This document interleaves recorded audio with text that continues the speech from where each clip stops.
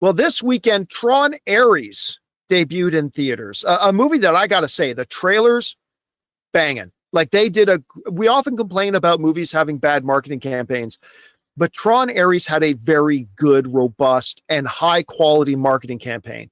The trailers were great. They featured the music in it. They featured the visuals. They did everything right with the marketing, at least as far as you could debut it. I went to go see Tron Aries at a movie meetup on Thursday in Kansas City.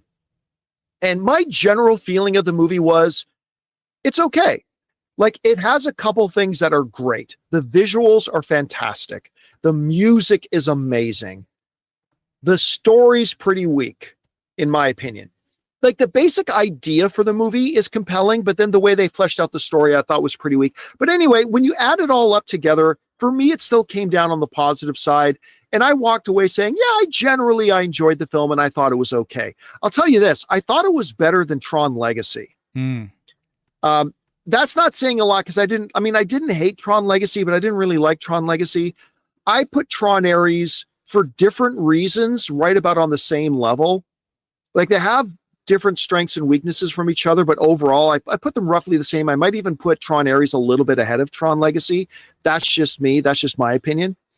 And anyway, when you go ahead and look at the Rotten Tomatoes stuff of it from both the critic scores and the audience scores, you see that the critic scores were actually pretty much down the middle. Let's bring up the other slide. There we go. The critic scores were pretty much down the middle, right? 57%. About a little more than half the critics liked it. Almost half the critics didn't like it. It's the pure definition of being divisive with the critics. It's very mixed. But the audience score leaned much more positive. The audience score came in at 87%. Now, that's not the audience saying that this is an 87% movie, but it's just saying that 87% of the audience who rated it on a scale of did I not like it or did I like it, 87% said they liked it. Mm-hmm. But that was not enough to save it, because the opening weekend, while not horrible, was definitely below expectations. As we look here at Box Office Mojo, the movie only made $33.5 million. Now, again, $33.5 million is one of those numbers that for a lot of movies, that's going to be considered really good. If you had asked me when they first announced that they were doing a Tron Aries, which I never thought they would, and frankly, I never thought they should, I would have said like a year or two ago, oh, if that movie makes $33 million opening weekend, they should consider themselves lucky. Well, they got it.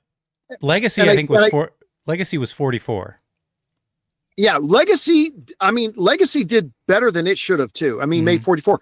But even back then, that was below expectations of where Disney wanted Tron Legacy to make its money. Yes. And it underperformed for what they wanted. It wasn't a horrible crash and burn flop, but it underperformed. And that's one of the reasons why I never thought they would do another one. Well, they did another one, and you know what? It's about as good as that one, and it's performed about as good, even less as good, at $33.5 million.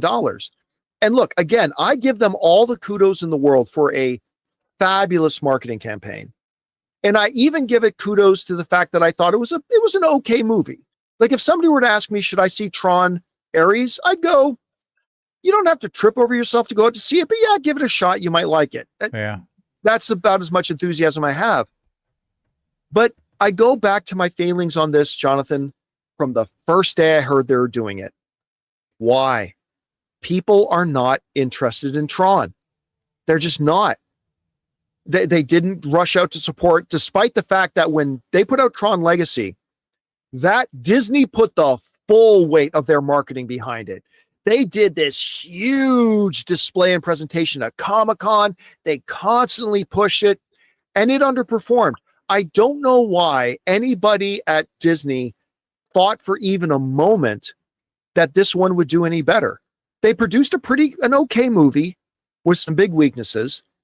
They did do a marvelous marketing campaign, just like Tron Legacy's marketing campaign was magnificent. But I wish I could tell you that I was surprised to see this.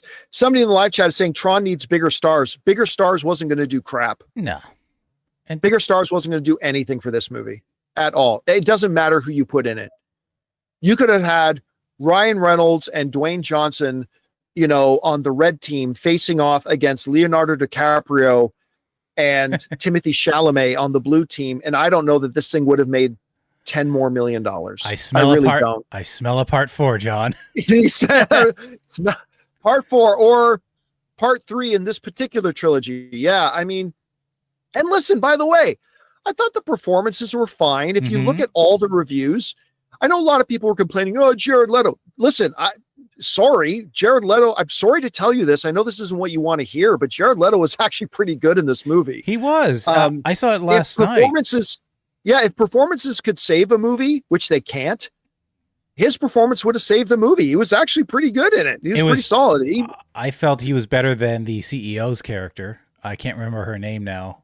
She felt a bit forced or wooden in her performance. That could have been the directing, because she's done some really great stuff before. Even Evan Peters. Yeah. Evan Peters is an award-winning actor. Yeah. He's fabulous. He wasn't so great. He sort of just looked like the Coke was turning as the movie went on and on. And even Gillian Anderson from X-Files fame. I know. As his mother. Yeah.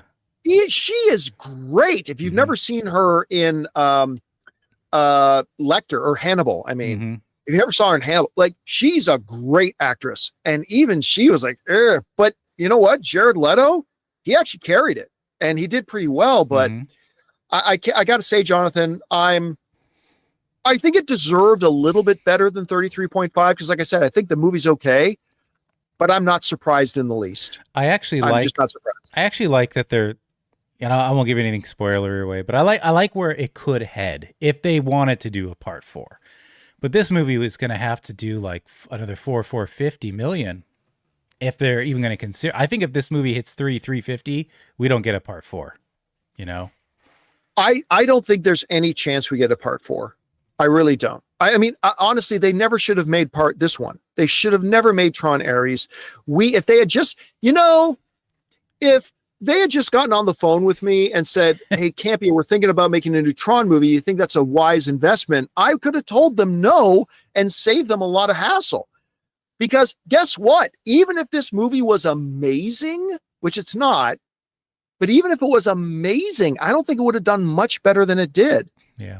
Now, it might have opened up, if this movie was amazing, it might increase the options for doing another one. Because if this one was great, even if it underperformed, it could have set a future movie up for success.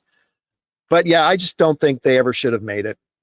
Guys, we want to take a second to thank the sponsor of today's video, Zapier. One of the biggest game changers of the past year has been AI. But let's be real, just talking about AI doesn't actually make your day any more productive. What does make it more productive is finding tools to put AI to work for you. And that's where Zapier comes in. Zapier is the easiest way to take AI and plug it directly into the apps and processes that you're already using every day. No IT bottlenecks, no complexity, just results. For me, it's been about saving time on repetitive stuff so I can focus on the work that matters and I actually enjoy. And it's not just me. Over 3.4 million companies are already using Zapier to streamline everything from sales and marketing to IT and HR. With their AI orchestration platform, you can connect top AI models like ChatGPT or Claude right into the apps you already use. So whether it's automatically enriching leads, coaching your sales team, or even resolving IT tickets, Zapier makes it simple. Guys, join the 3.4 million companies already automating with Zapier and transform how you work with Zapier and AI. Get started for free by visiting zapier.com/Campea. That's ZAPIER.com/Campea.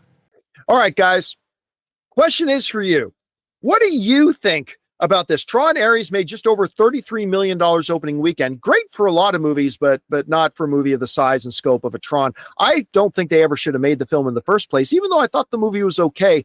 Whatever you guys take away from this, jump down to the comment section below and let us know your thoughts. Hey guys, thanks so much for watching this video. Make sure you like the video, leave a comment, and subscribe to our channel. And don't forget, we have a daily podcast called the John Campea Show podcast, available on Apple Podcasts, Spotify, or your favorite podcasting app of choice. Go and subscribe to it today so it'll be there when you need it.